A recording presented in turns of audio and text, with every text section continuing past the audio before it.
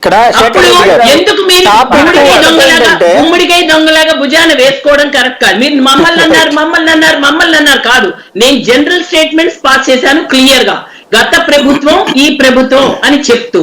So దానిపైన మీరు ఆలోచించుకుని ఏ విధంగా మీరు మాట్లాడితే బాగుంటుంది అన్నది అలా మాట్లాడితే బాగుంటుంది.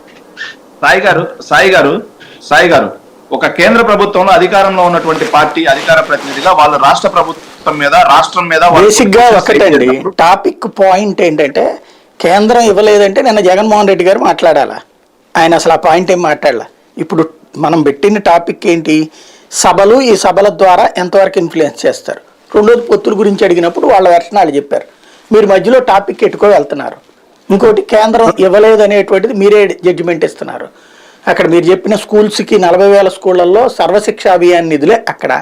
అట్లాగే ఆసుపత్రులు ఏవైతే విలేజ్ క్లినిక్స్ పెడుతున్నారో ప్రతిసారి కేంద్ర మంత్రి వచ్చి గొడవ పెడుతుంది, అదే డబ్బులు మేమెత్తే మీ బోర్డులు ఎట్టుకుంటారు ఏంటి అనేది. ఇప్పుడు అవన్నీ చర్చించామనుకోండి దానికి పెద్ద తతంగం. ఇప్పుడు అది ముందు చెప్పి చర్చించుకుందాం, దాని మీద టాపిక్ డైవర్ట్ కావడం అనేది అనవసరం అనుకుంటా. మరి సార్ సాయి గారు ఒక్క నిమిషం, మీరు సభల గురించి మాట్లాడారు.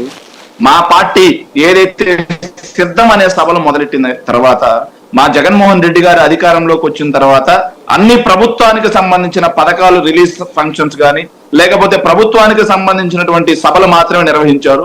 మా పార్టీ అధికారంలోకి వచ్చిన తర్వాత మా పార్టీ కార్యకర్తలకి, మా పార్టీ అభిమానులను, శ్రేణులను ఉద్దేశించి జరిగినటువంటి ఒకే ఒక సభ పార్టీ ప్లీనరీ మాత్రమే జరిగింది. తర్వాత ఎన్నికలు సమీపిస్తున్న వేళ మా పార్టీ క్యాడర్ ని ఎన్నికలకి సమాయత్తం చేయడం కోసం, మా పార్టీ అభిమానుల్ని మొత్తాన్ని కూడా ఎన్నికలకి జోష్ నింపడం కోసం జగన్మోహన్ రెడ్డి గారు సిద్ధం అనే పేరుతో ఒక సభల్ని క్రియేట్ చేయడం జరిగింది. వాటిలో భాగంగా మొదటిది వచ్చేసి మన భీమిలిలో ఒక దాదాపుగా 3 లక్షల మందితో భీమిలిలో చేయడం జరిగింది.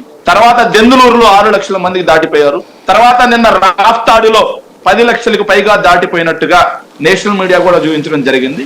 ఇలా ఈ 10 లక్షల మంది మా పార్టీకి చెందిన కార్యకర్తలు, అభిమానులు, శ్రేణులు తప్పిస్తే మేము ఎక్కడ ఇంకా రాజకీయ సభల్లోకి ఎదగలేదు. మేము కేవలం అభిమానుల్ని, కార్యకర్తల్ని, శ్రేణుల్ని రాజకీయ ఏదైతే రేపు రాబోయేటువంటి ఎలక్షన్స్ కి సమాయత్తం చేయడంలో భాగంగా మాత్రమే జగన్మోహన్ రెడ్డి గారు ఈ సభల్ని నిర్వహించడం జరుగుతుంది.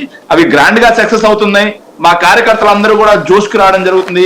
మా కార్యకర్తలందరూ కూడా మళ్ళీ ఎన్నికల్లో పోటీ చేయడం కోసం 2019లో ఏదైతే జోష్తో, 2019లో ఏదైతే కసితో ఎన్నికల్లో బూత్ లెవెల్లో